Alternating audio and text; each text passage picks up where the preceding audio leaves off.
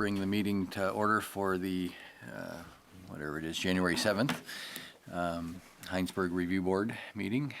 We have 2 agenda items and a couple deliberation items. Are there any agenda changes for tonight? Okey-doke. So we'll ask the board to review the minutes from our last meeting. I've got one edit, revision.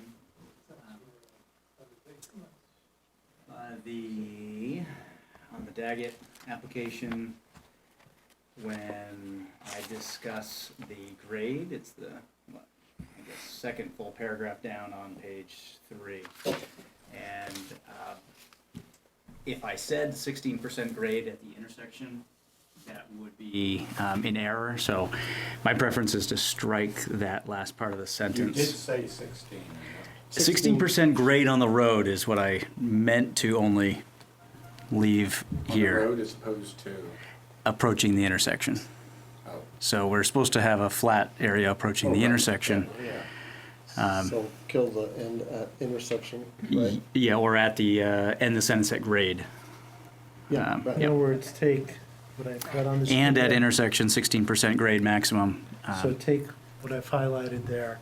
I guess, and at intersection, maybe that's, and at intersection, 16%. Right. Strike that, yep. Got it? For me. Move to approve as amended. I'll second that. Okay. All those in favor? Aye. Aye.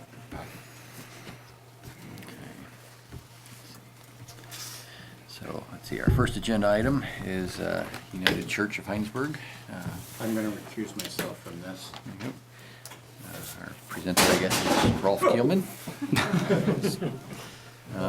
It's Is this the good thing up, or do you want me to put anything else up? No, that's fine. I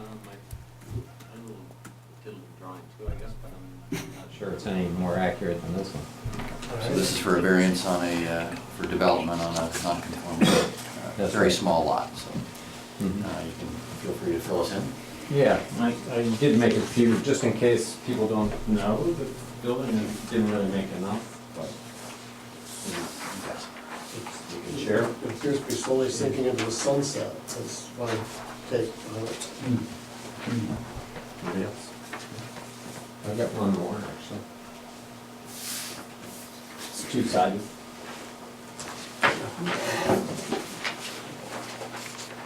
So this is a small building. It's about 1,300 square feet, just shy of that, perhaps. It's the red one? Yeah. Positioned right there. Yep. This is St. Jude's. There's a residence here to the south. I think they're just. Do you want me to put up the location map, which is more? Okay. Right.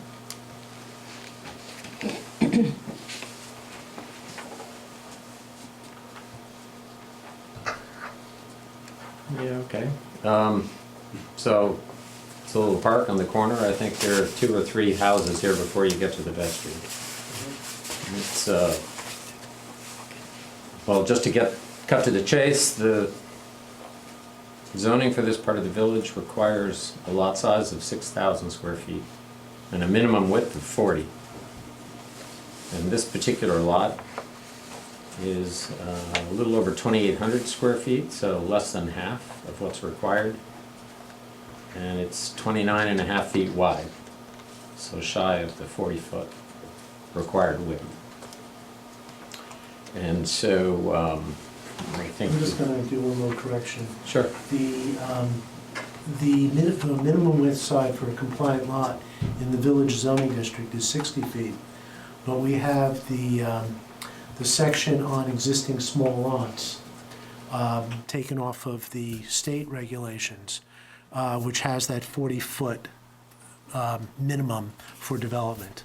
And since this is smaller than 40 feet, you're looking to, which basically, since it is smaller than 40 feet, under the regulations, without a variance, you can't develop it or do any type of new type of development or change of use, et cetera. And what you're looking for is a variance of that particular section of the regs of existing small lots.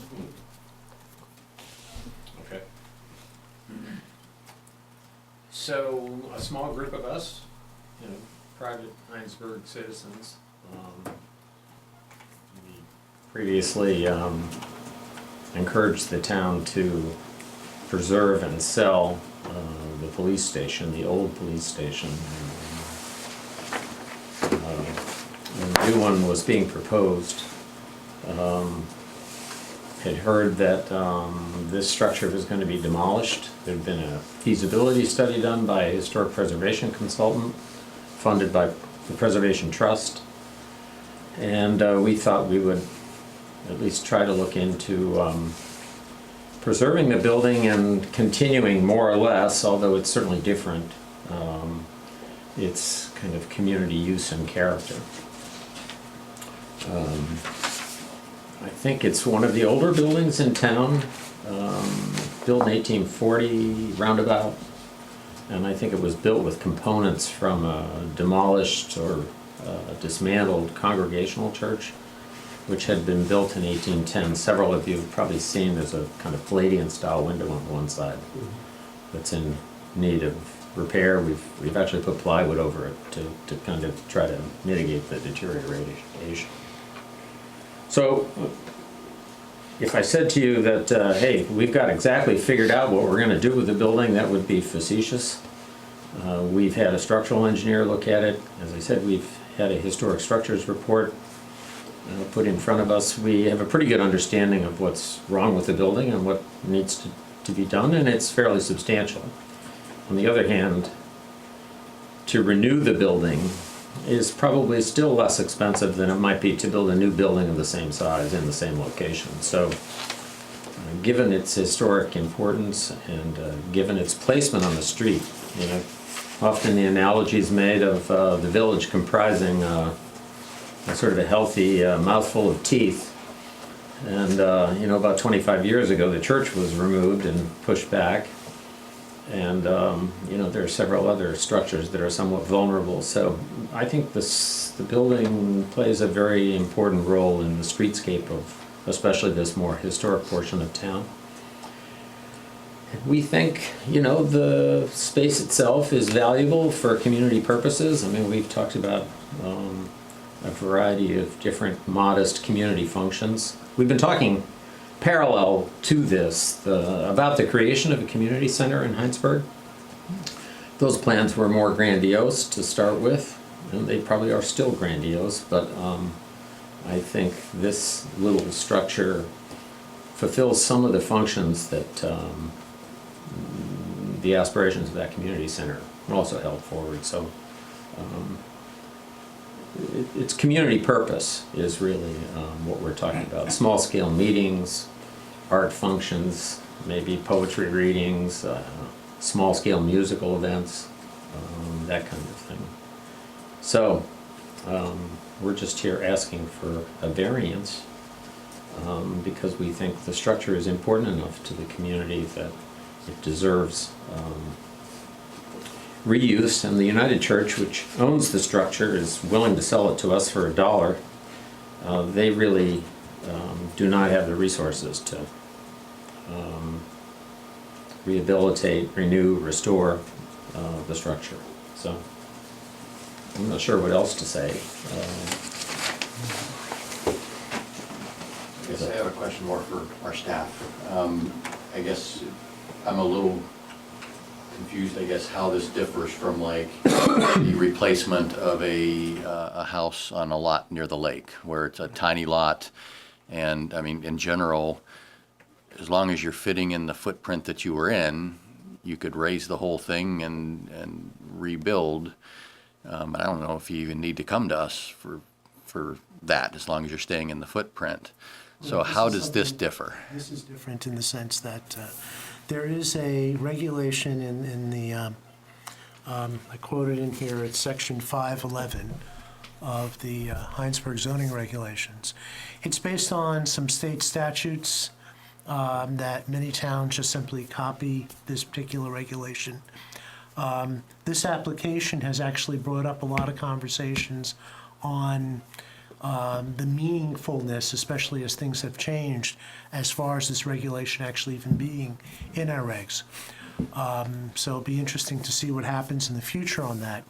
But basically, if you have an existing lot that is less than 1/8 of an acre, then or less in width than 40 feet, according to that regulation, you cannot develop it, and I'm gonna say development in the broader term, without a variance. You cannot do anything that would require any type of permitting. And this includes not only a full reconstruction that would require a permit if they wanted to tear it down and rebuild it on the same footprint, but also if they wanted to change the use. And kind of the current use right now, I guess one would say, is storage. It's really not doing anything else at this point but as a storage facility. All the other types of uses that were in the past have pretty much expired or been abandoned. So what the applicant is looking for is a variance from Section 511 of the regulations to allow development on this lot, whether it is to either rebuild the structure or to be able to create uses that would be allowable in the village zoning district.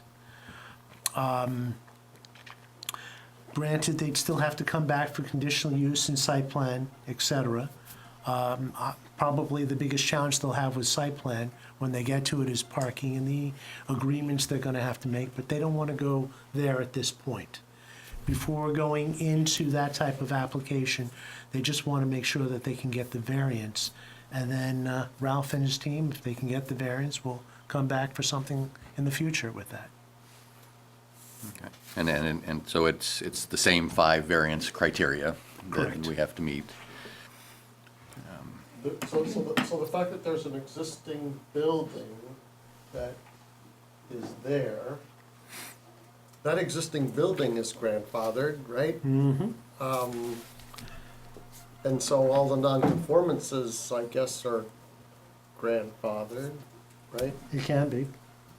But the problem is, if this was. You can't change use unless you have a variance, so is this a technical stop more than, because, I mean, it already exists. Right. It's not like development on a small lot from scratch, which I think is what that is really more aimed at than, No, actually, it literally says no development. And if you look at the definition of development yeah. and all the things that it encompasses, it's one thing to, if you think of it this way, anything that would require any type of permit requires a variance. And so if they want to, anything from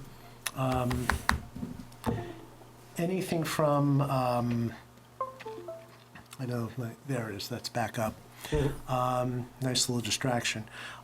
Anything from either tearing it down and rebuilding it entirely, if they want to, I mean, you don't want them to have to try to, well, we'll try to maintain something, build something, and kind of go through that perspective, because that would require a zoning permit from the zoning administrator. If they want to come in for a use, even a permitted use on that property, that is considered development. And as I kind of said, I think this particular application is making a number of people, perhaps on the planning commission, rethink why the town has this particular regulation. But I could even add that in the application that we have for Haystack, that will hopefully come in the next, you'll have a chance to see about a month from now. There are proposed lots that are smaller than 1/8 of an acre. And because it is a new lot through a plan unit development, that this doesn't apply. You think of something like Thistle Hill, where they have the footprint lots, which are smaller than 1/8 of an acre. As part of a PUD, it doesn't apply. But as Section 511 specifically states, if it's something that is an existing lot that happens to be 1/8 of an acre, it needs to have a variance in order to do any type of development. I guess my question is potential use, if it was to be rebuilt, reworked, to be used as it is as storage, it doesn't affect other people around, but if it changes to be a community center, you're asking other people to come and its population of use is gonna be larger, Right. and that's. But isn't that site plan? That would Conditional require, use. right, they would have to come back for site plan and conditional use. In essence, Right. if they could have come here with, this is what we want Right. to do, and with an application for variance, site, conditional use site plan, all in one shot. But that takes a bit of work. This was such an unusual type of application that the select board even waived the fees for this application. So they can just come in and ask this particular question first of, can they get a variance to do development on this particular lot? And leave that open, in the sense of either a, and please, Ralph, correct me if I'm not saying this right. Either as far as the structure goes, some type of, if they need to fully reconstruct it, they would be able to get a zoning permit to do that in its footprint, or to be able to come back here for change of use, going through conditional use and site plan approval, which of course is a lot more work than asking for the variance. So that's why we're here tonight, is that first step. So to me, it seems like this, of the 5 criteria, number 4 would be the stickiest one then. So it's will not substantially impair neighborhood character. And at this point, we don't know what the use is. So we can't rule on whether, I mean, if it's just rebuilt or refurbished and, like other people have said, doing exactly the same thing, storage, where the trips in and out, aren't changing, it's none of that changing, then 4 is, in my mind, yeah, it's not changing the character or anything, but yeah, if it does become a community center where there's, groups coming in and out, maybe the person next door does have more of an issue with that. So, but my problem is that we're being asked to do a variance without knowing what that final use is going to be. So I don't know how we can actually answer number 4. I think it's, even though I said, hey, we don't really know what we're gonna do, a community function, which I think is a permissible use in the village. Is that right? You can have So a not a community conditional center. use. I believe it is a conditional use. I Community center. thought it was not. Okay. I mean, maybe we should But find that out. a community for sure. purpose. Conditional use requires Yeah. an application, Right. where if it's just an allowed use, then you don't. I know for certain that it is a conditional Okay, use. okay. I'll just say that. All right. And there's no question, Richard, that, yeah, there's gonna be more activity if we're successful with this. And if I were a neighbor, I would be, keeping my eye on that, I guess. And there's a lot of logistics to work out insofar as, the parking requirement for a structure like this is still somewhat modest, but for the uses that we're anticipating. But certainly there are going to have to be agreements with adjoiners or properties in some proximity to this that enable the storage of vehicles when required. So, Dick, reading the variance though, it's neighborhood or district, and I would take that as being a pretty substantial chunk of the 116 corridor is the district or neighborhood. And I don't see this substantially or permanently impairing the appropriate use or development of adjacent property. Clearly, adjacent property might impede on the potential development of this property, but that's the next phase. And so I don't see a problem with number 4. So just looking at this picture, all the pavement right on 116, is that supposed to be parking? I mean, it looks like it could be not even parallel parking, but It is a big apron, I believe. It's been co-opted further north Yeah. by some lawyers. Whether that's legitimate sort of parking, I mean, we State could, land. there's enough property frontage on this particular site. We haven't worked it out by any means, but you could probably, at least if parked perpendicular, you could get 3 parking places in front of the building. Whether VCAM's. I say that offhandedly. Yeah. But yeah, and I'm, you know, looking out ahead. I would disagree with that, Yeah, because I'm the neighbor, I know. and, Bill, There's I a- think you should say your name. I'm Bill Oh, Baker. sorry. Yeah. I own the house next door. There's a utility pole right in front of that building, which will impede parking, and, Yeah, that utility pole is actually in one of the photographs. and when my kids' friends come over and park there, there's 2 spots. And they partially block my driveway. The other, you know, I wanna be a good neighbor. And, you know, my concern for the board would be, I think is what Richard said, is how can you grant a variance till you know what the use is gonna be? And you can talk about agreements with St. Jude's till the cows come home for parking, but when there's a funeral there, people are parking, blocking my driveway. So if we're gonna add more cars to that, then, you know, that's my concern. If you're gonna tell me that it was storage, which it's been for, my understanding, talking to some people in town for 30 years. I get it, is that the best use for a cute little building? I don't know, probably not. But as a neighbor, I'm just concerned about, you know, I live there with my family. You know, believe me, I love an art gallery next door, but, you know, how late's it gonna be there, you know, lighting, you know, all these things, so. You know, I think another thing for the, aside from this, just from the citizen of town is, I think granting variances can become a real slippery slope.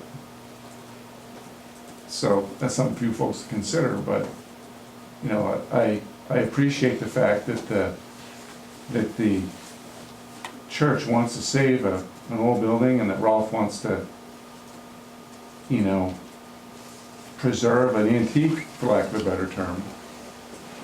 But I'm just frankly concerned about, you know, me, how's it gonna affect me, and I think, you know, it's, you know, I mean, be assured that are we gonna grant an initial variance and then come here, I get it, it's an economics thing, why spend all the time to formulate a plan and get this together and waste these gentlemen's time? So I got, frankly, sitting here, some mixed feelings, but that's why I'm not sitting on the board right now, but I am concerned the building is in really tough shape, so you gotta do something sooner than later, because I can see the rain going inside of it, and the windows are out of it, and, you know, that old window in the back, I'd argue is rotten, so rotten beyond repair, and, but, you know, it's a tough one. It's a tough one. Well, I don't know what my point was, but, oh, parking. Yeah. There's probably 2 spaces out front. Oh, yeah. 2 spaces out front.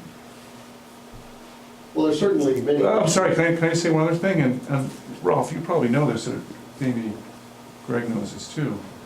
My understanding is if they sell it to you, there's a deed issue. Are you aware of the deed issue? Yes, we are. We think that's solvable. We're not sure, but we think it's solvable. Yeah. Deed, i.e. deed to the property, not to the building. The United Church owns the building. Oh, And Okay. make no mistake, the United Church, and this sounds terribly extreme, they don't want anything to do with this building any longer. Well, no, the town, I mean, my understanding was the church thought the town, or the town thought the church noticed. They kind of pointing fingers at each other like. Well, "No, the church had been leasing the building to the town for so long that I think everyone thought the town owned it. Right. So, but the town wiggled out from under that one. So. No, I think there would have to be, like any building, any non-residential building in the village of Hinesburg, especially this portion of Hinesburg, which has been, there's certainly some order to the pattern of development, but, you know, you have varying functions that adjoin residential purposes, and in many cases, that's been the vital and a healthy part of the village. And it's the ability of certain functions to get along with other functions that has been a required pattern of development in the historic village of Hinesburg, and frankly, probably other portions as they come along. So I think I understand full well what Mr. Baker's talking about. But the notion that, yeah, you're gonna have to work out these relationships to the satisfaction of everyone. That's not an easy thing. I mean, I just want to get the water from coming in my backyard off the roof. That'd make me happy, you know, so.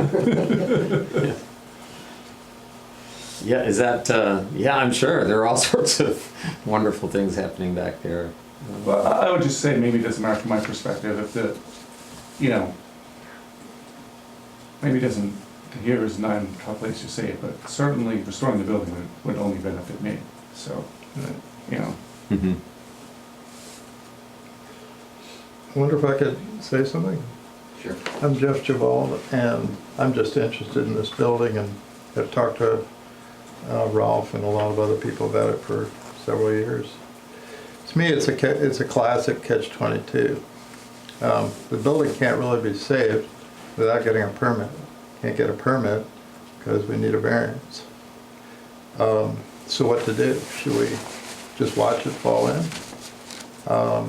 Tear it down?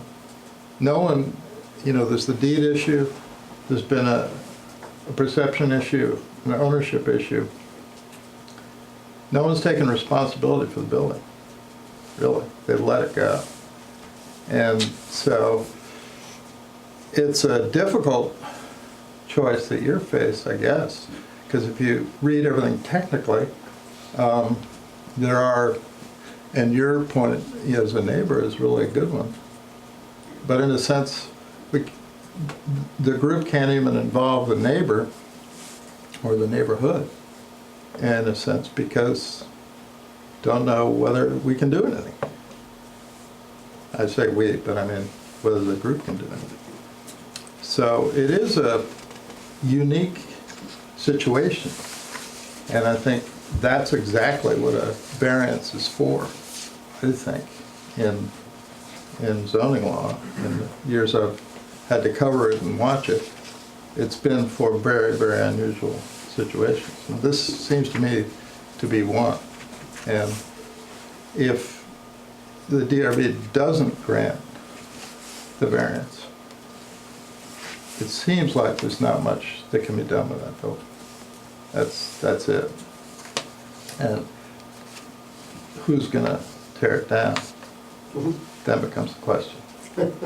And, I or, think you need a permit. to does tear it fall down, into actually. Mr. Baker's yard? Interestingly enough. What's that? I think you need a permit to tear it down. Right, exactly. Or do we let nature take its course and he wakes up one morning and he's got a real problem in his side yard there?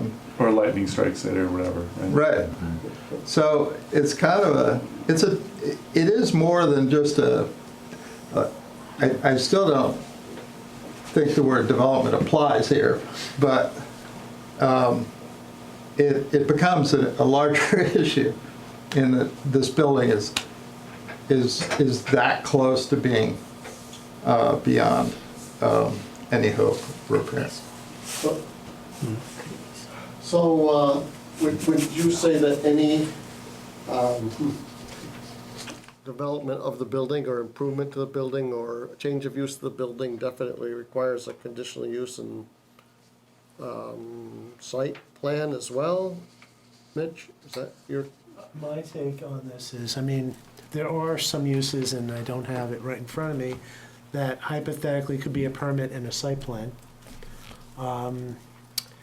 But I mean, I guess they could even hypothetically make this into a residence, but I Well, don't think it's big enough to really be Except, well, it's big enough, but I think I think we can limit the variance to community purposes and avoid it not having to deal with those, conditional use and site plan things in front of the board.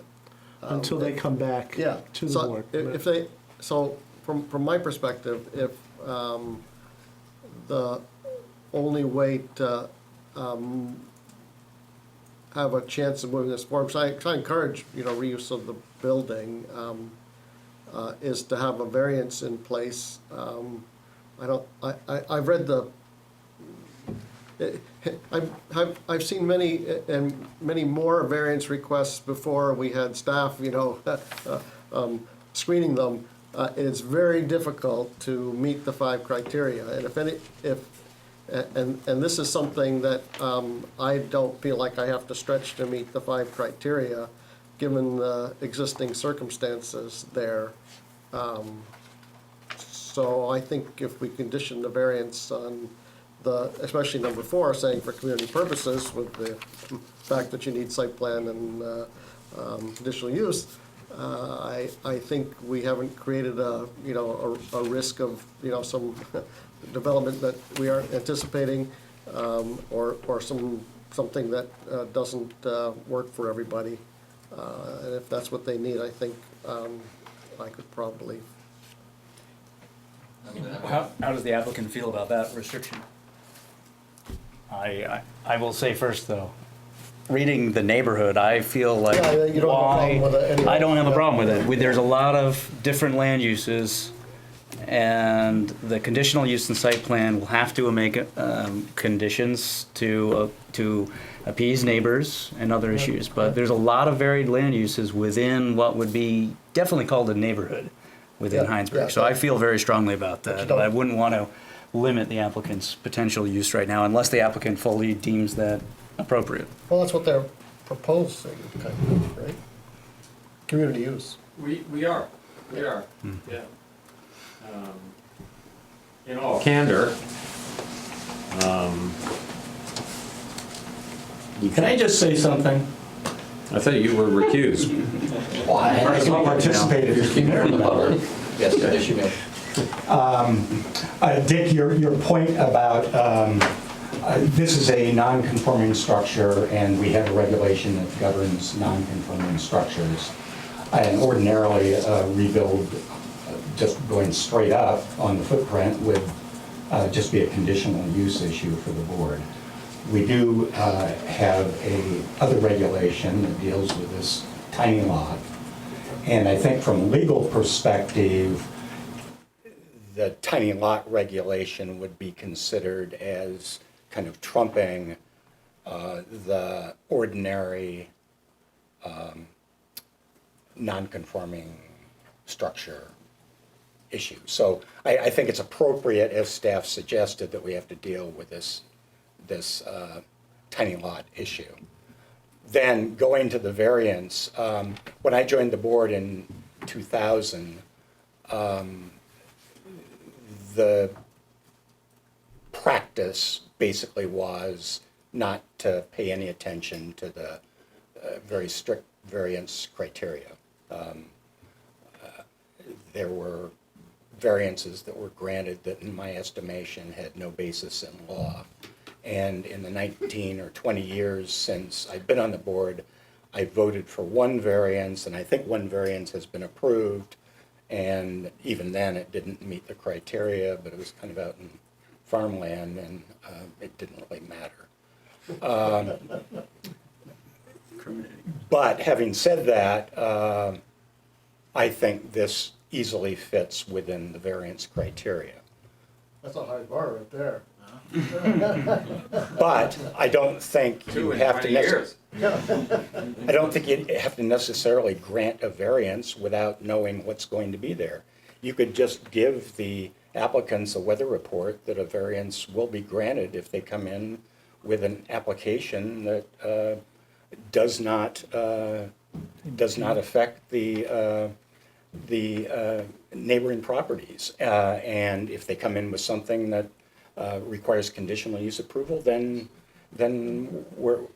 you as a board would be golden and, okay, you just establish criteria that don't unreasonably affect neighboring properties. Hey, Greg, as an attorney, I just want to be clear about precedent, and I guess that's what I'm worried about here, is that we don't want to put language into the variance rules here where it's not specifically focused. It doesn't say neighbor, it says neighborhood or district. It's a bigger picture question. And I guess that's what I don't want to have us walk down a roll of putting a precedent in there saying that at a variance stage, we're really concerned about the adjacent property. Because I don't think that's what's And I don't being have the asked. language right in front of me because I recused myself and I haven't dealt with this in 5 or 6 years, and that was never the issue in a variance request before. That's But in I'm either being picky case- there because it's a rare occasion, and I don't want to put precedent in front of us. Okay, and I think I'm okay with ending 4. As long as there is an application that eventually comes back to the board and we can review lighting, and we can review site plan, we can review, so, I mean, my concern was that we go through with this and then it's done.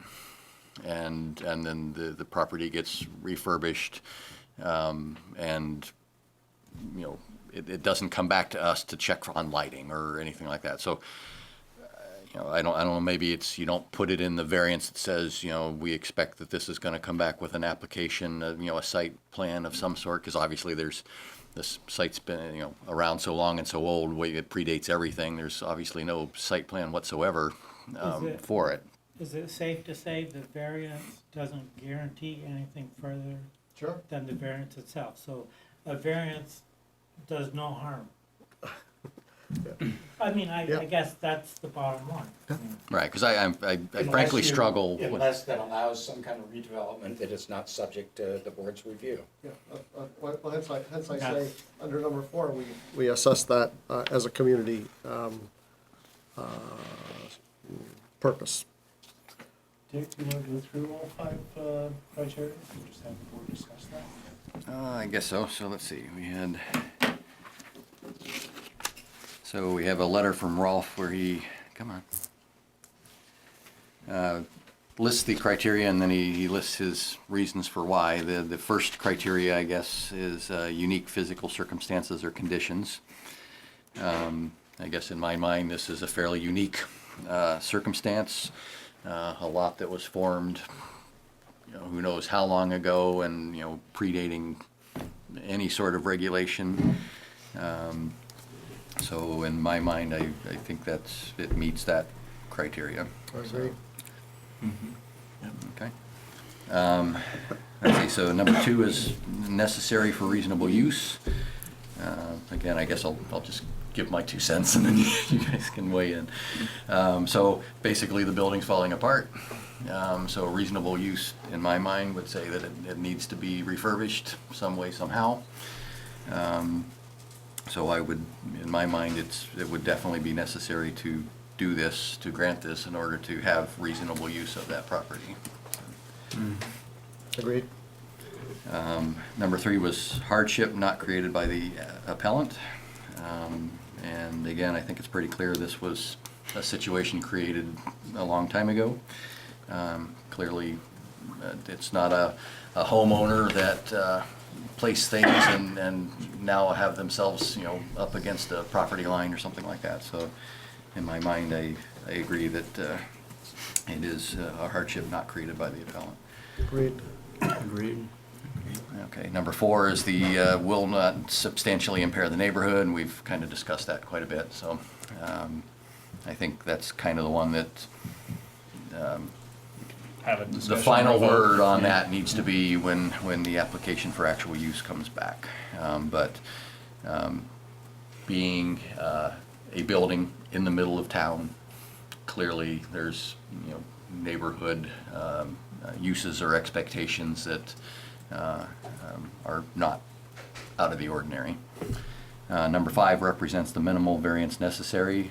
In my mind there, as long as we're still talking about building it either raising it and building it on the exact same footprint, or just trying to restructure it on the exact same footprint, then in my mind, you're not changing any property line distances or anything like that. So I would say that also passes in my mind. So, Comment? sure. I just gotta disagree with Jonathan on one thing. I know this is self-serving, but I'm a neighbor, and I'm in the neighborhood. So then one neighbor resides within the neighborhood, so you can use neighborhood as a broad scope if you want. But one person resides in the neighborhood. Just my thought. The other thing I would say is, I think we can all feel good that this is gonna be used for community use, and that's what it's gonna be. And that's what makes it easy, I think, for all of us to feel good about it. But what if someone wanted to do something else with it? Would you grant that variance? Someone put a pet food store there, would you? Just food for thought.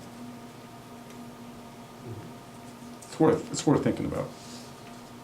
All right, so I think part of the check and balance on that is that they would come back to us with a plan for it. Understood. And at that time, we could find that use is not, we don't consider that a potential use. Understood, So- I was just putting it out there. Yep, so yeah, it's just in my mind, as long as we got the chance, Mhm. I think it's okay. And you as well, I think, Phil, you know, in that process. Oh, for sure.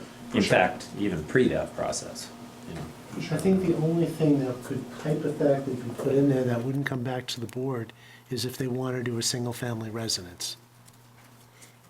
And that's the only thing I could think of that could possibly be done without coming back to the board in some way.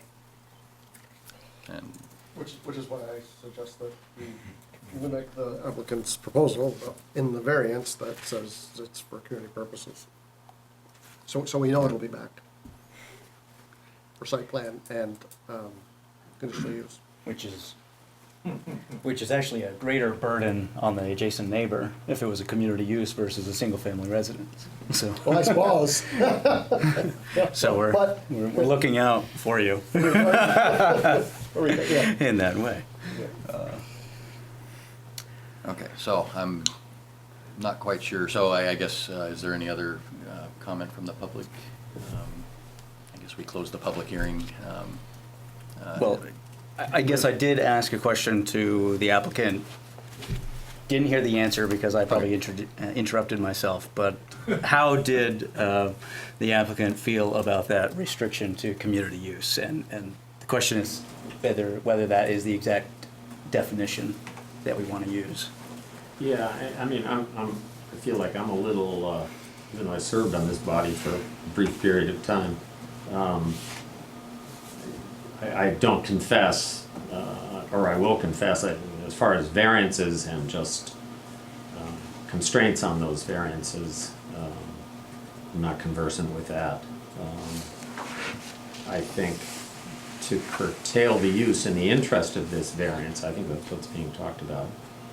You know, we all would say to ourselves, I'd rather have that door wide open, I guess. I mean, I thought to myself, okay, if residential is the only potential use that would not entail site plan review and other review processes by, you know, this group, then I thought to myself, well, okay, why don't you just say any non-residential use? So that, but I'm not sure that makes it any better. And I just want to also add, I should probably add that if somebody came in looking for a single-family house, Yeah, doesn't necessarily mean they'll get approval. There's no place to park for the house, there may be some issues there. So I think I'm reaching a little bit. I'll buy it for $1. You want the wood? Is it worth it? Me too.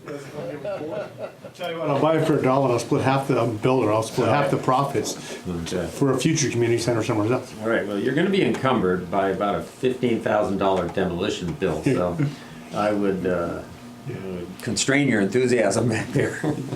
But, So, It doesn't have a good. all jokes aside, foundation. that's why I would prefer not to limit or prescribe the particular use, because we are in such a, the variance is a unique use, we're in a conditional use condition where almost every use would require coming back to see us. I would rather just not deviate and change the language and stick with that's the way I feel. So we didn't double stage this. I should interject, I guess. We didn't sort of double stage it because, hey, we thought, hey, that was a softer way to go. It was really just, hey, you don't get the variance. Why bother with anything else was the gist of it.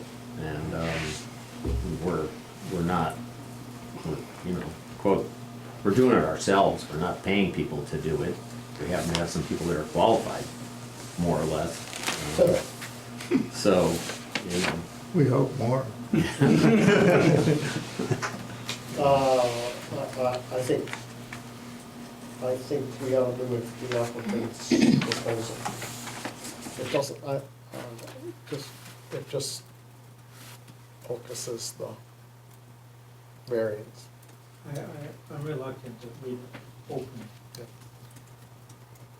So, with the variant, with this kind of thing, we don't produce an approval, right? There's an approval with this. There'll Okay, be I a thought we just decision. basically did a vote and it was We direct staff to done. draft a variance. Right. Variance approval. I would be Okay. writing, Since Greg's been on the board, we haven't had one that passed, so it's been so long, I don't remember. So do Okay. we take a small vote between us to say, when you say you are mimicking the applicant, are you saying keep it labeled as a community use? Yes, yes. And John agrees. So do we draw straws here? I guess we can. I guess I would agree too, so that's. All right.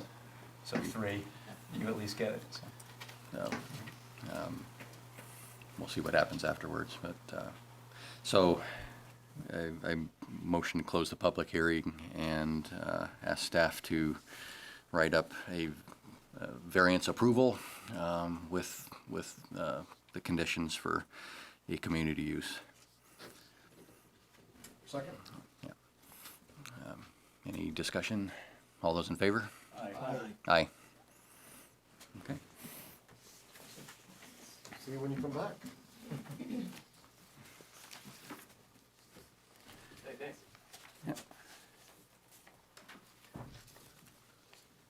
Okay, so our next. Boy, I told my wife I was gonna be home an hour ago. You want to skip the meeting? Before the meeting started, come on. You tell Nancy Craig that Yeah. second Well, if, variance, I should have pushed over when she was on the board if Dennis, if Nice way to talk. Dennis was running the meeting, it would have been over like that, so. Is this everything to have up there, or do we have something else up? No, that's great. no, thank you for facilitating. Yeah. Okay, so this application is the expansion of a conditional use for expansion of a non-complying structure. It's located on Lake Iroquois, I believe. And so, yeah, you feel free. So it was, you were here a year or so ago. And as you were looking at things, things kind of morphed. And so you can't quite meet the criteria that was approved the last time, so you're coming back with some modifications to it. Okay. So, I'd like to say that this camp was in my family since 1952. Have you missed anything, Mary? I just Oh, wanted to sorry. for the public and for Kate's benefit. Just state your name and date. if you Okay, state. Mary Provencher. And I'm David Bertrand with Bertrand Design Building. Sorry about that. Go ahead. So anyway, I had permission, it's to renovate, and there's a few things I'd like to do to it. And so I spent the winter sort of gutting the upstairs, and the more I got into it, the more scary it was. And I brought about 5 to 7 different contractors, even friends of mine who. Is milfoil climbing the walls now? It is really pretty bad there right now. So, long story short, you know, it was pretty emotional. They tore down a church in Charlotte.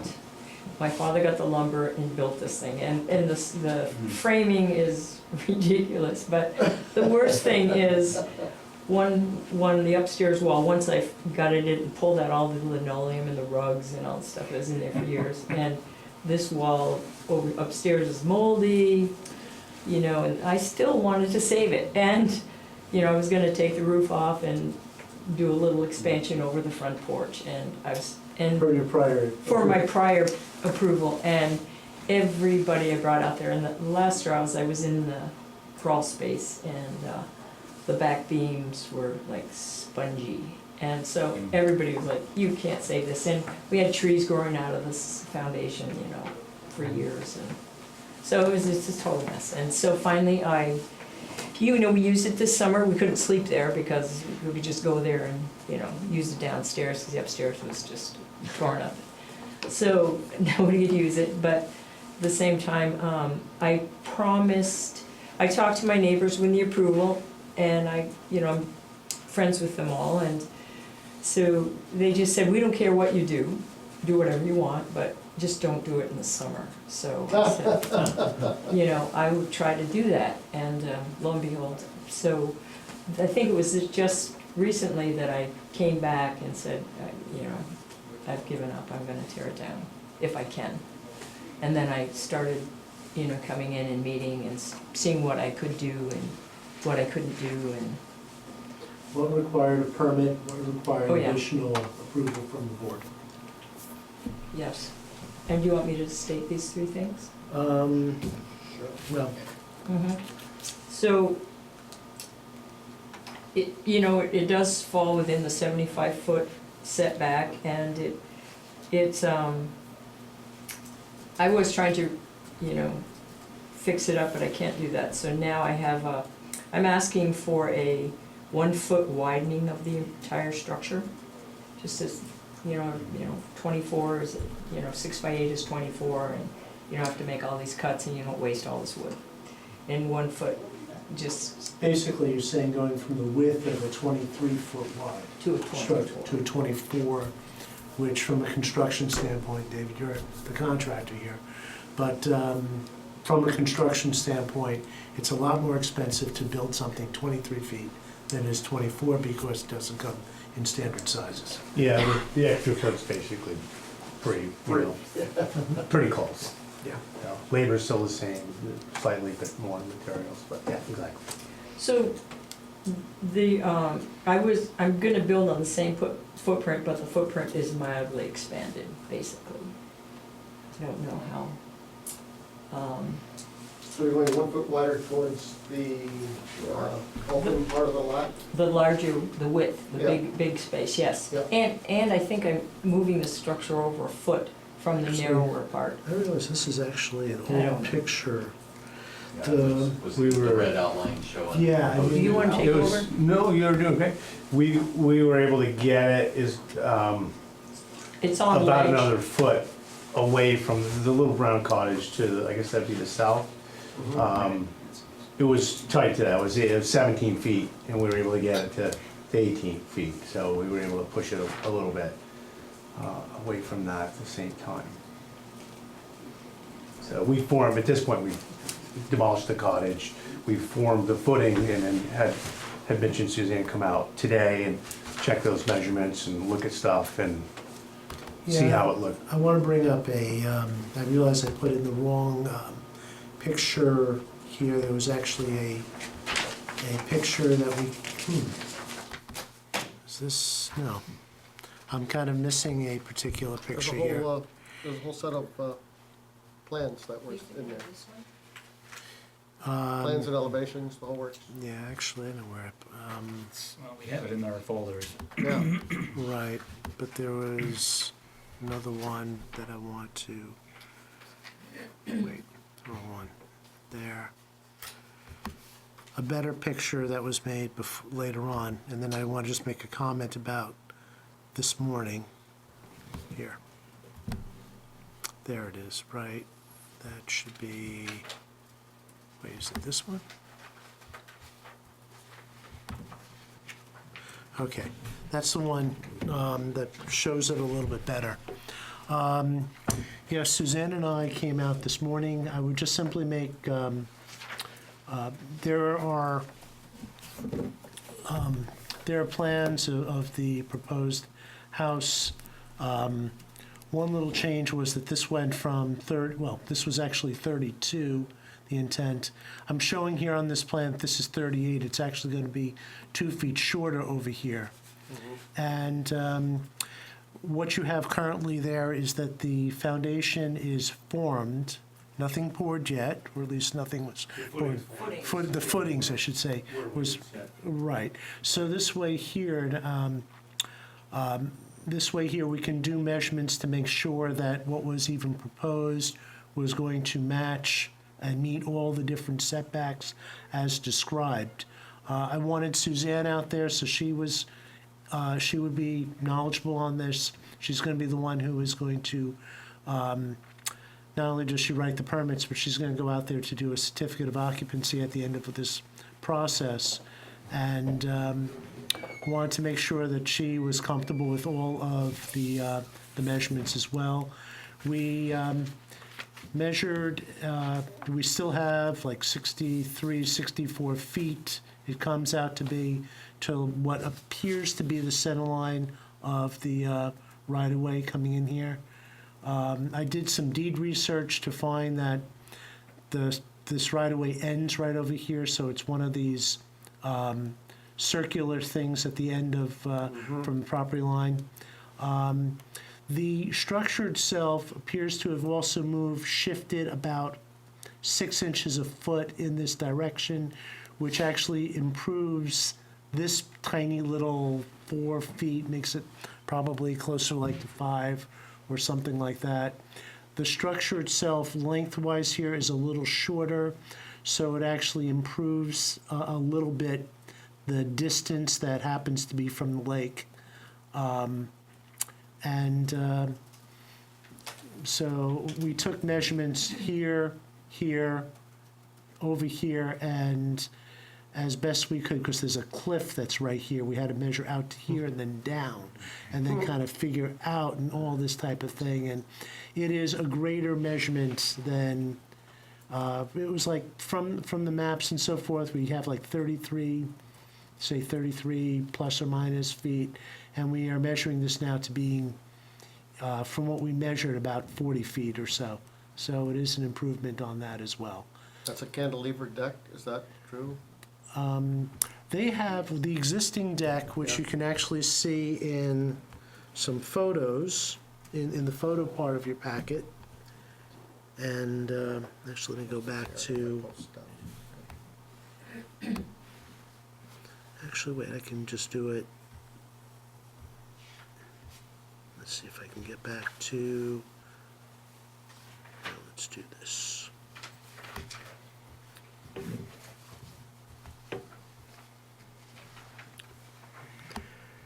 And forgive me, I had, actually, no, let's do it this way. Wait, I can, Structure at the bottom of the stairs is what's considered deck. right, Okay. Here. Also say that part of. here. This is what we had over here. The existing deck had a landing over here. It was probably like 3 to 4 feet squared. You had stairs that came down about 9 feet-ish or so, and then about a 3 or 4 area here that was flat, and this is kind of the area that you'd actually consider a deck, this area over here. And it's kind of their way out of it, and let's bring this map over here. I kind of show that in this distance here. And using this mapping, these things, took a measurement over here, got an approximate distance, because straight across here is a longer distance than what you have here. And then you take this, from this point, move it around, throw a little factor of safety of to make sure with the measurements.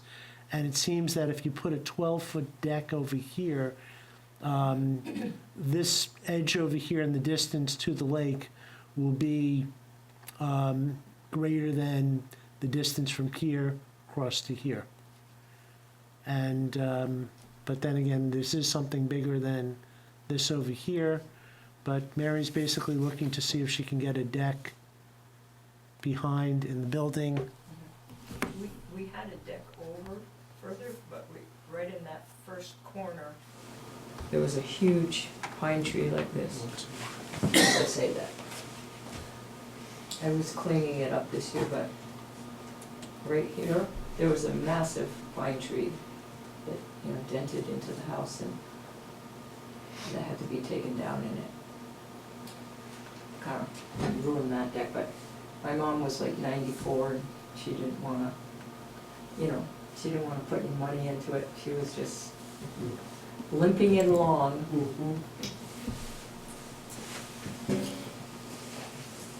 Our neighbors, I'd like to say the neighbor to the north side of us, they have like massive decks going all the way down to the water's edge.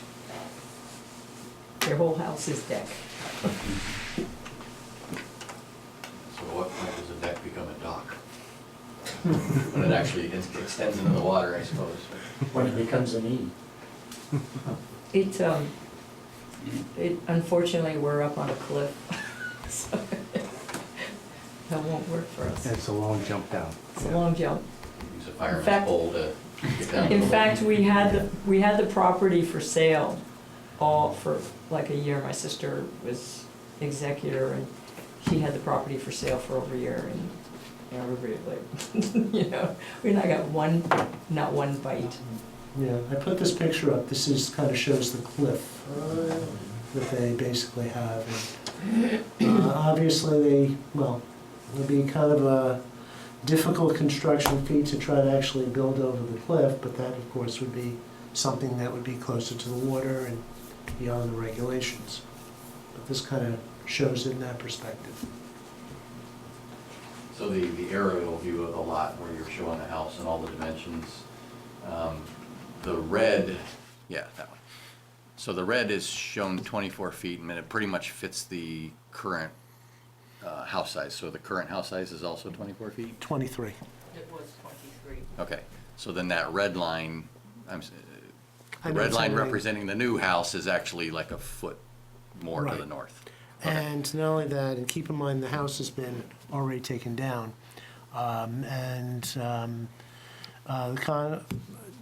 David did do some benchmarks to actually try to keep track of where the house and the corners and so forth were. What I would say is simply that the house has also kind of shifted, I would say 6 inches to a foot additionally in this direction, but you already have a conforming setback over here. It does create additional area within the lake setback that wasn't there, but it's not closer to the lake than what it was beforehand. If anything, it seems like it's a little further now from what it was by a bit. Okay, so as I understand it, the deck is, that is the plan for the deck, or the deck is still being thought about? Well, we were under the assumption that we could definitely rebuild the cottage, but the deck would be up to you folks to. Come back later. Well, and then I think we decided to put it in on, it is on this application, so we're Okay, trying to get that's the deck what you're- approved now. That's 12 Yeah. feet, Yeah, and that's we- the numbers, that's what you're proposing. Correct, So yeah. I think the deck also provides safety, you know, because if you have a railing, somebody doesn't walk off that cliff, you know, and so that's where we always had, you know, my parents either had a fence, which we had many different fences up, like right across there, because Okay, I just wanted to make sure we weren't about to approve something that wasn't, a deck that wasn't thought out yet. No, it's actually on the So plan, that's- so we're just Okay. including it in this The application. dimensions that you're asking for here are what you intend to. Exactly, yeah. Okay. Although there isn't dimensions on the, I forget what you call it, the Mary house plan or something like that. Yeah. That's in the packet. They didn't have that dimensioned out. They weren't sure if they were going to be able to get, I mean, what they're looking at, what they think is kind of the maximum, the 12 feet if you think that's appropriate. I think originally you were talking B. This way, so we're actually Although- not cantilever over the cliff, we can get a solid footing. luckily Well, it's all you flat. can't go farther than what the original deck that was there. Right, and we're still dealing with the lake setback too, so we were only going as far as that would allow us. Yep. Minimum. Correct. Yep. I think it's just important to add that they will be putting a landing and a stairs, but if a landing less than 20 square feet and stairs are not considered structure. So just so you know, that's going to be part of that. And that looks like, according to this one engineering drawing, it looks like it's going around the corner on the north side.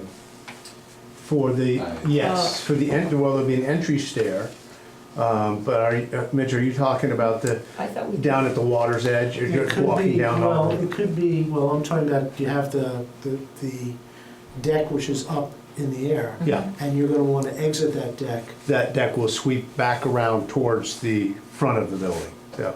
You know, So that's the one deck- option or the other. Yeah, Because it's do you, not- if you you have have it, the that's. pointer? I can kind of show. I know what you mean. If I'm, just make sure I'm understanding this right. There we go. Right, but So that that actually deck actually is 12, proposed to be 12 feet away from the edge of the building. And it actually carries out this way 4 feet, and then the stairs carry down to about Oh, I here, thought- Well, the we took landing that off, itself, the didn't we? landing itself has to be less than 20 square feet. 20 square feet. Okay, Didn't we the take landing's- that off? Right, but it's, basically, it's considered not a structure, but I wanted them to know Okay. that. Okay. It's not considered a structure. Yeah, so one of the picture has an engineering drawing of Right, of the yeah. house. That, Yeah, Yeah, that was the original. although And what's so that shown there shows- wouldn't work in a sense. Pretty much space, right? Right, It's too because big. the landing has to be less than 20 square feet. that was done by a friend who was just trying to give me some kind There's of 3D. design idea, but Yeah. it doesn't have to be there. Okay, well, yeah, I mean, the deck that I'm seeing there, at least what I would term to be the deck, looks like it's only across the front, the lake side of the house, and then it looks like there is a small landing that goes to around the corner. So I thought you were describing We took exactly what that was in the off, we picture. basically took it off the drawing because that would not fit the regulations that you would need to look at. That would not satisfy the regulations, it would create another nonconformity. If the landing is bigger than 20 square feet Mhm. on that side of the building, it would then go into the 20-foot setback, which would create a nonconformity, which would be difficult for you to, basically, you wouldn't be able to approve that. So So, it I has to mean, be smaller than, it has to be 20 square feet or understood, small. but looking at that 3D rendering, it looks like it is. It is bigger on that, but it's gonna have to be And the small. applicant will understand that it All has to right, be. all right. Well, I That's- mean, that's the that it point. is smaller, is what I'm Right. saying, that it looks conforming based on this 3D image. It's kind of hard to tell angles, but, Yeah. What I've sketched for actual building purposes is less than 24 square feet. okay. 20 square feet to meet the, Yep. to meet that, yeah. Okay. Just read our approval carefully. So we have no public to open the discussion to. I guess, does the board have any other? I mean, I guess that being said, the public, you have talked with your neighbors and they're well aware and. Very well aware. Alan Kilkenny, my mother gave her, when she lost her right-of-way in the front part of the lake, she used to drive in from Pond Road. She lost her, and my mother gave her the right-of-way up behind her property on Wheatley Road. Very good friends, and the other people from Massachusetts are very good friends of us. And both of them, and I said, that's why, I mean, nobody wants to build in the winter, but that's exactly what I plan to do because I don't want to ruin everybody's summer. We'll be done in May, yeah. And they'll be done so we say, right? We'll be done in May. Close enough. We'll be done in May. Okay. Yeah. So I just want to mention that in the staff review, I actually mentioned the 4 criteria of section 510.3 that needs to be looked at. I thought I put in here, but I don't see it here. I just want to mention that section 2.5.1, which has 3 criteria, which I'll just quickly mention that the water quality is protected in this particular application. The structure is not in the floodplain, which I'll confirm it isn't, and the expansion is not going to input adjoining property uses. And just those types of things also just have to be in the decision as findings, or I should say conclusions. Findings and conclusions. Yes. So you're proposing to rewrite the decision gently to deal with those criteria? Yes. Well, I'm just basically saying when I write, Yeah. it will actually have that criteria in it. I would move to close the public hearing and direct staff to draft conditions of approval for conditional use, Second. proposed expansion. Any discussions? All those in favor? Aye. Aye. All right. Thank you, go for it.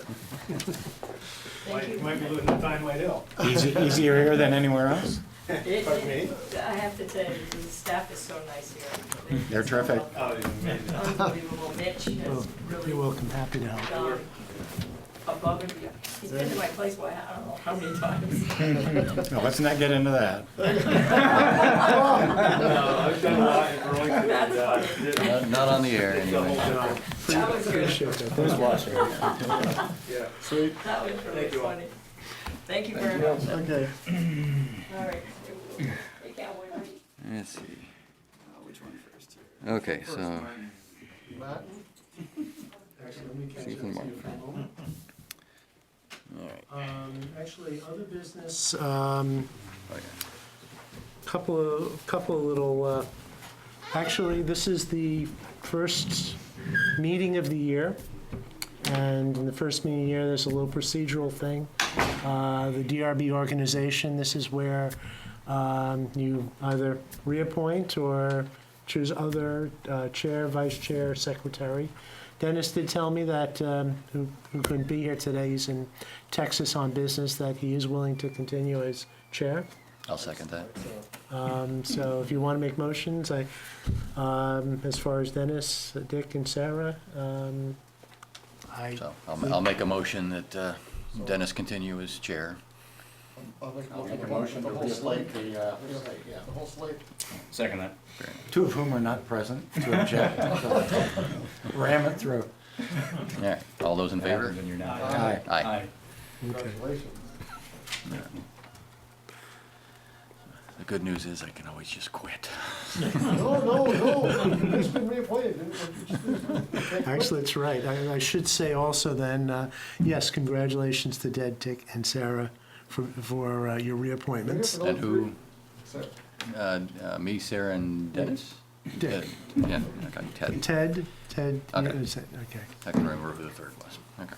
Ted, about the head end was what, fourth decade, or are you already past that? 2020. In 2 decades, that's what it sounds like for you. Yeah, it's Yeah. odd, I guess. How'd that happen? But it's been in the family longer than that. Yeah, in the That's what it sounds like. Let's see. Okay, Stephen Martin, moving his house away from the stream by 10 feet. I had no issues with the draft. I did not either. I want to mention that Dennis told me he was fine with both of the decisions as written. Move to approve. I second the movement to approve. Okay, any discussion? Okay, all those in favor? Aye. Aye. All right, next one. Oops. Daggett. Okay. I had 2 edits, or I had- a few edits. I had a couple of just typographical things on Daggett. I'm happy to pass those on to Kate. Well, actually, no, I would be, you'd talk about the decision. Pass him to Mitch. Yeah, okay, yeah. I guess on finding 17, which limited clearing to 150, I assume that means 150 feet. All right, and then there are just a couple other typos. I'm getting fat. I had nothing Yeah, substantive. so, yeah, I have some questions / edits, I guess, is so,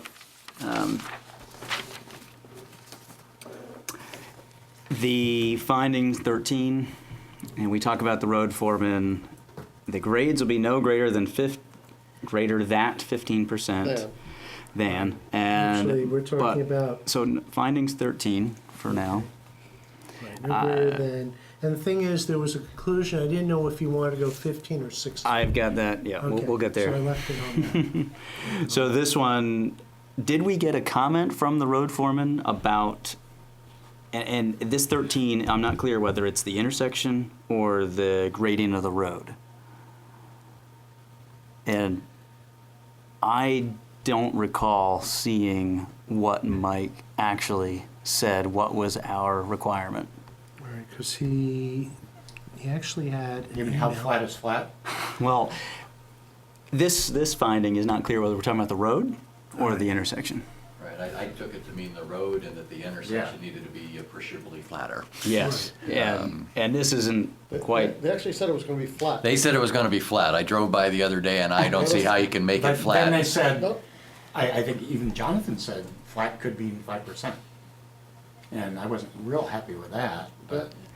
Well, They said flat, I know, and when they come back, I think what they're is gonna have a flat? hard time because Is flat it's, 0%. it's is flat. gonna take off as soon as they, Well, that's. well, I so mean- And- so and this They said it one. was gonna be flat, and a maximum of 15%. They specifically said that. And that was required 20 years ago, about the Yes, time I joined that's- the board. That's what's required. Well, I mean, so this- that's what we want to clear up on this finding 13 is that just the the roadway. 20-foot long flat area as requested by the road foreman. We Okay. believe that's to be the case, and that grades will be no greater than 15%. Ooh, I see what you're saying here. But is that For- Basically, the, Actually, 15%, I could see how it could be read two different ways. you can say driveway grades will be no more than 15%. the and- road The grade? entire Road grade, and that the Road grade shall not grades, exceed at any how about point. this, the grades out beyond the flat area, Okay, fine, that makes it clear. beyond the flat, I see Area shall not exceed 15%. shall, At any point, okay, just to hit them over the Shall head, so it's be not an no average. greater than 15%. Well, here's the thing, when you say at any point, Yeah, that's a I different. mean, if there's a rock that's kind of, kicked up, it could, I think what, Typically over a 10-foot length on average, There's but not anyway. a rock in the middle of the road, is there? Engineers, please? But let's Wouldn't that be say- excavated? Come on. Couldn't we do center line? Because if you have like switchbacks and stuff, obviously on the inside. Yeah, it's steeper that's than the true. outside. that's very, Sure, yeah, that's a true. good idea. Well, do we have to be that Oh, I don't specific? know. I don't, we're getting pretty detailed. Well, I mean, But I wanted to know. Make me heard. I think with the history details, okay. Yep, sure. and I mean, that's why I wanted the road profile. Yeah. You Which, engineers which, are which I'm working on assuming is a center line We all profile. the same. Yeah, I But they do Brian both the has it. edges as well, because it's super elevated. No It's- greater than Yeah. 15%. Sometimes. Gotta have the bank corners. How about for Brian's, how about we say 15% center line Grade. grade profile? Center line grade. Grade. That's what you call it. Center line grade. Or the grade of the center line. Do you want to define an expectation for flat area too? No. I don't know. Like, Well, I mean, Kid Ron, it you does come say, back and it's less than. it does say 20, well, flat should If be it's less zero. than 15%, it's flatter. No, Well- flat is flat. Well, yeah, I mean, you could say flat, parentheses, 0%. But, Is that flat? Well, they're gonna come back with a proposal, but I think it Right. would be good for us to give them guidance about what we think flat means. Because there Right. was talk about 5% last time, Yeah. and I was kind of baffled by that. well, To my mind, it's so better than that. I'll answer that quickly, but I wanted to first know, was that those dimensions actually articulated from Mike? The road foreman did say 15% and flat. Because that wasn't quite, I wasn't clear during the last hearing, and the applicant was saying that we had this discussion and that we'll get there, and it wasn't actually clear what was being told to them Right. by the town. Well, you know- our prior approval required flat, and don't, Just get rid of as requested by the road foreman. That's extraneous, All right. right? All right, well then that will come back to us because Right. there's, conclusion, number 3. Are you ready, Mitch? Well, I'm just asking, should I take out as requested by the floor? Well, was it requested? It was, Ted's saying it's Yeah, extraneous. I believe but- that the flat area was requested. that was also requested by the original approval, so I think saying it's the road foreman requesting that is just, Okay, then I could take it out if, I mean, the road foreman's definition of flat may be in question, but. Whether 0% is even possible. I see 3% pretty standard. I mean, that's one thing, I mean, just driving along Zero- any zero's- road where you zero's have pretty tough. hills, I know that. nobody's driveway is completely flat with the road. They're always a little bit Well, up as, and a little bit as down. Brian said, the curve of the road is typically 2% on each side, up to anyway. So 2%, 3% vertical is very acceptable as flat. Yeah. And also sometimes when you have something that's totally flat, then it retains water, and that's another thing. But I think part of what it is what the road foreman, what Mike Anthony really wanted was to make sure that the stormwater would actually grade out to those ditches on the sides. Yep. Which is why I think he wants this relatively flat area to allow that to do that. So on conclusion 3. So am I getting rid of, Well, all right. All right, let's go then- down to conclusion. well, did 3. he say it in a request to them? I guess, but Ted's saying it's extraneous, and maybe it is. But let's move on, because what we do say in conclusion number 3, though, is that we, in the last sentence there is, a final determination of compliance with these standards will largely depend on how well the plans submitted for final plat review reflect the proposed upgrades made by the fire chief and town highway foreman. So those are Should be proposed town fire. upgrades suggested, well, he mandated. he lists them right in, Yeah, I put that in a fine. where's There's the an list? email there, right? No, there's a list. All these things, number 11. Look at all those things. Right, and this was straight off Back number of the, Those are all those are The improvements. things. Those are the improvements. Right. So if there's something not there, which, And is number 11 referenced in conclusion Everything. 3? I think I It is, referenced yeah. it. In okay. findings, in Yeah. fact, number it 11, is, all right. right. Is it just in the language that I'm reading this is that reflect the proposed upgrades made by, the upgrades are not being made by them, No, right? the request was made by. The request, to reflect the requested upgrades made Yeah, by. Sure. all right, I lost you there, where are we? So conclusion Maybe I number ought to take 3. that stuff back. since- Sorry, Greg. Here, I didn't have a chance I'll to give, make, they're minor corrections anyway, I'll give them to you at the end. So wait, so in number 11, where's the flat part? all right, all right, all right. All right, so conclusion number 3 is Conclusion number 3. where, keep scrolling down. Here we go. So reflect the requested Reflect the- proposed upgrades, I guess. Reflect the requested, Yeah. Or reflect the requested upgrades made by. So it looks like we need an I, 11 subparagraph I that says read right? create all right, a 20-foot flat. Okay. So now Ted's going back to Well, finding. 13 talks about the flat area. yeah. They That's still where, have all the improvements in one spot though. Yeah, but so we reflect back in the findings, in the order, we reflect back just to number 11. I thought I did a lot of number 11s and number 13s. Yeah, he said, Oh, and 13? Okay, you're Yeah. right, you did. 3C, 11 and 13. so we're okay there. I don't know why 13's not just combined with 11.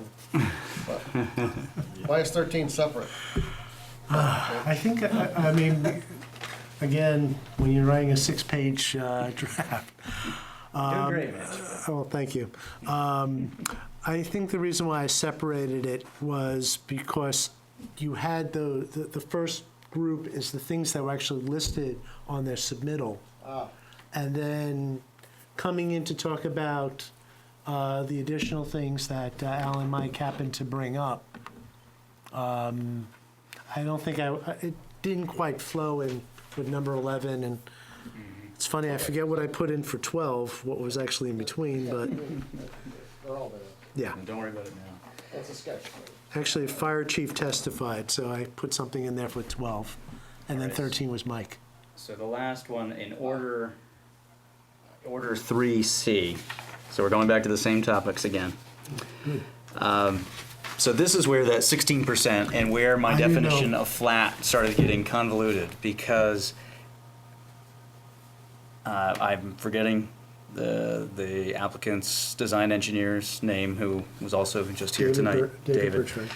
He was correctly, and the minutes reflect that the state standards for roads do have a 16% maximum grade.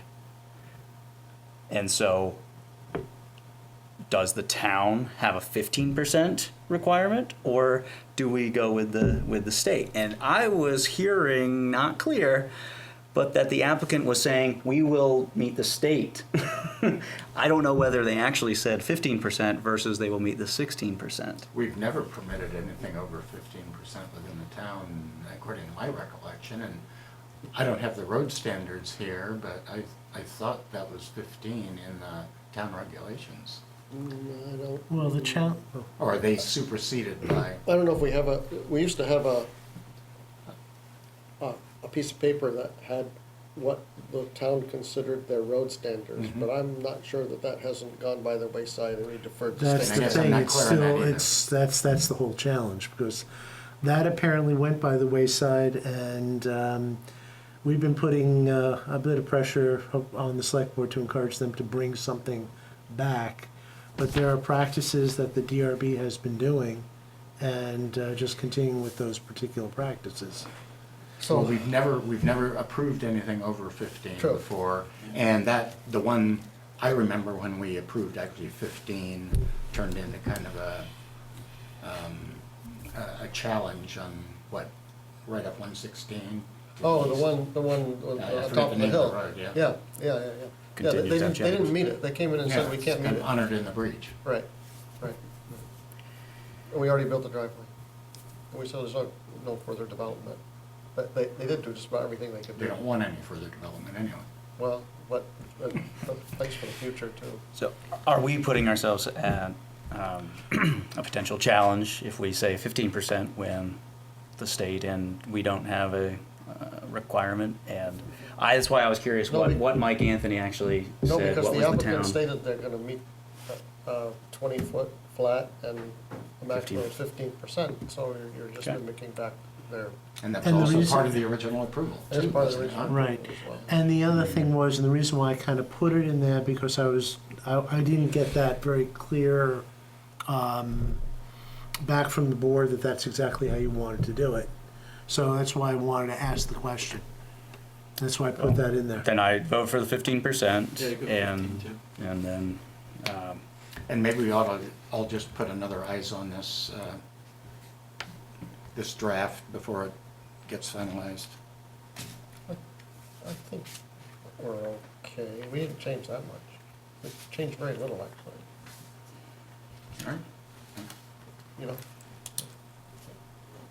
All right, and did I say 16 anywhere else in here? I didn't catch I that. don't think, I don't think I did, but I wanted to make sure.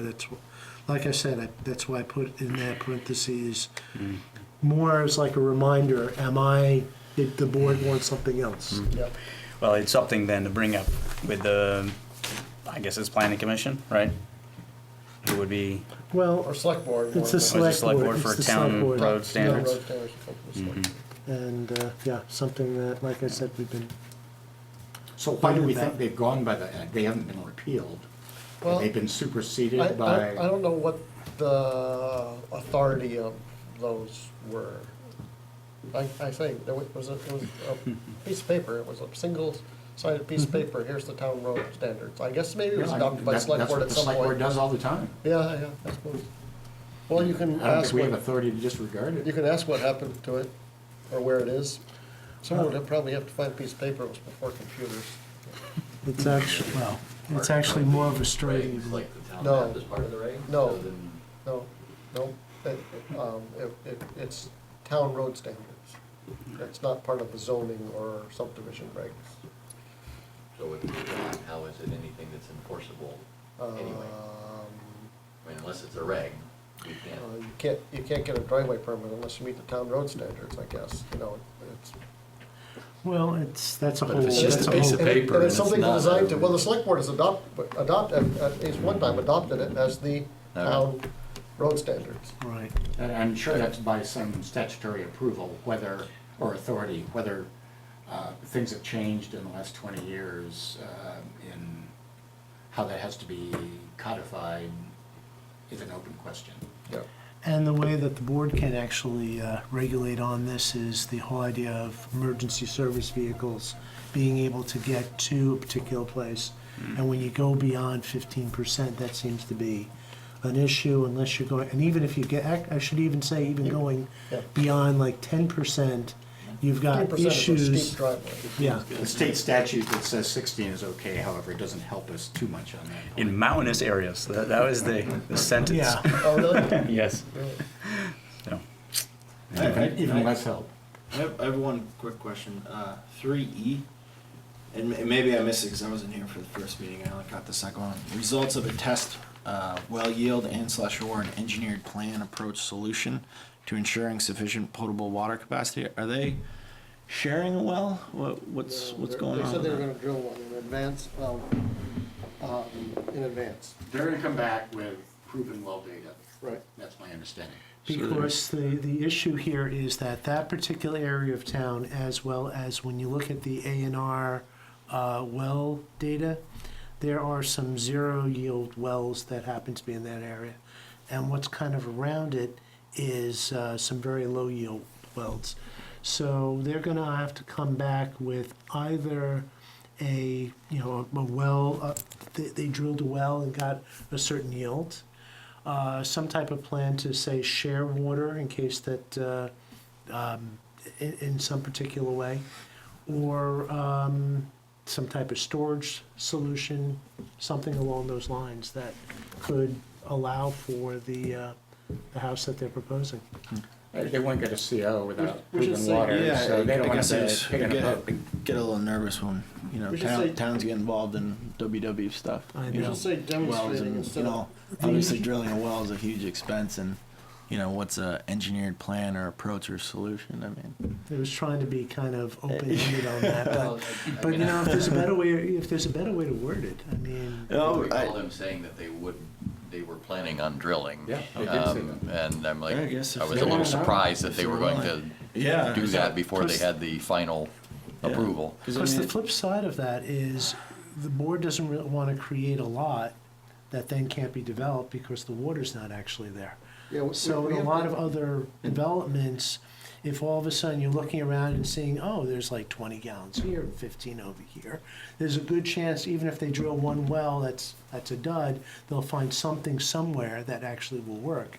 When you see a whole bunch of like half a gallon per minute wells and And such, 600-foot dry holes and whatever. yeah, Sure. that's a little bit more of a concern, and that Yeah. particular area of town Yeah. has that concern. I guess I just as an overall comment, get nervous when towns get involved in that. So would you suggest removing that later caveat, the engineered plan solution approach, because we don't maybe If- have a if clear they've- definition of what, If what would be acceptable then? Yeah, I mean, if they've kind of volunteered to drill a well. Well, I mean, this is just sketch too. So, Yeah, right, yeah, so, I And mean, they're on record saying So they have that- one solution. to drill And a if well we have to for revisit that, we preliminary. can always revisit it. Yeah. Instead of to ensuring, you should put, say, demonstrating. To ensuring, it doesn't work anyways, but say No, demonstrating, good. To demonstrate sufficient. or just demonstrating. Or to demonstrate. To works. demonstrate would work, I guess. Okay, Both ways, we'll get there. yeah, yeah. Actually, wait, you're right, I have it to demonstrating. That's not the right way. To demonstrate. Yep. If I could spell it right.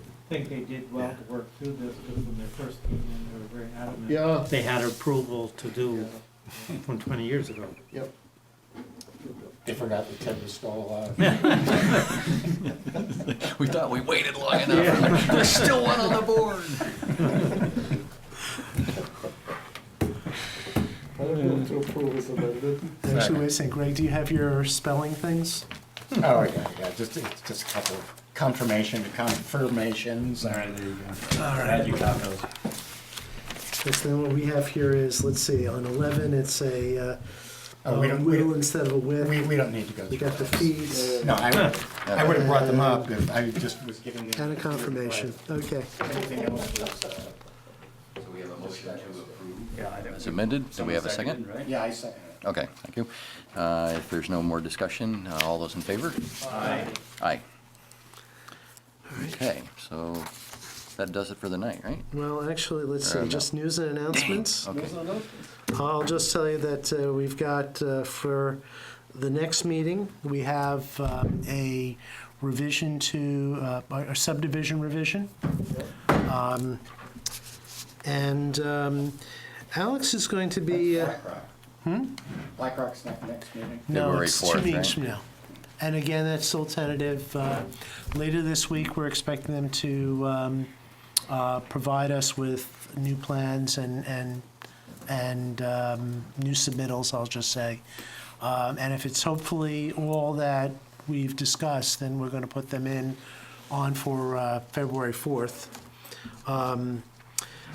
We have that's February 4th. For the next meeting, which is January 21st, we've got, as I said, one subdivision revision, and we have, the select board is delegating, now I can't think of the right word here, allocations, thank you.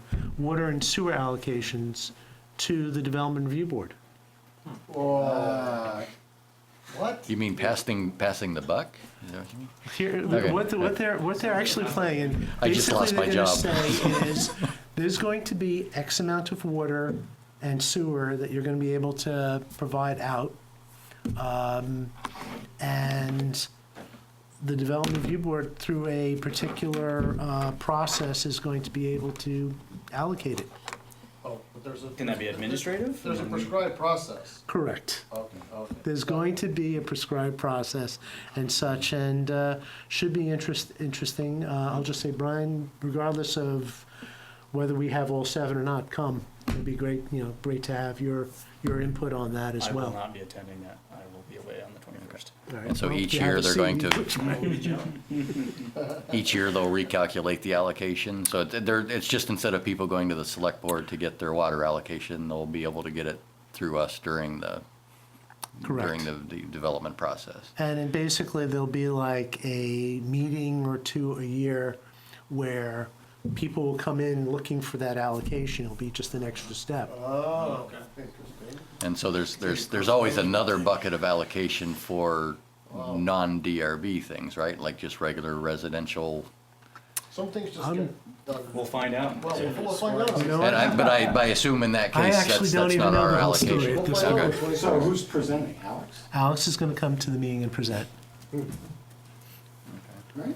And And, so as far as correspondence, so there was another letter from the folks that we just gave sketch plan approval, Jenny, oh yeah, I'll just mention. that they don't want it, basically. No, basically, it's just I put it into the Dropbox. I thought you might, just some feedback as to what oftentimes happens.